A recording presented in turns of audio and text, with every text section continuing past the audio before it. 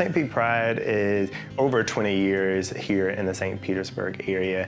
We started off as a very small Pride organization where we celebrated primarily in the Grand Central District on Central Avenue. And as the celebration grew, we needed to move it closer to the water. During the pandemic, we actually moved from one weekend to 10 events that span the end of May and go all the way through June. We did that because we recognized that there were people in our community that did not see themselves represented at our event. One of the most beautiful things about St. Pete Pride is our relationship with the city. You're going to see flags up and down Central Avenue. You're going to see our city employees engaged. You're going to see businesses that are lining the streets really ready to celebrate all of everybody that wants to participate in the festival and the parade itself. The parade itself is immaculate. St. Pete Pride is one of the most inclusive spaces that you could come and experience a festival. We party the entire day.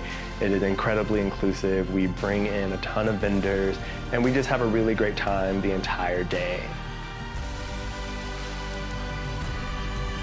One of the things that is central to who we are and how we approach the work that we do is we recognize the central tenet of Pride and our history of Pride is that Pride was a riot. It was an act of civil disobedience for us to stand up and really show the world that we are here and we're not going anywhere.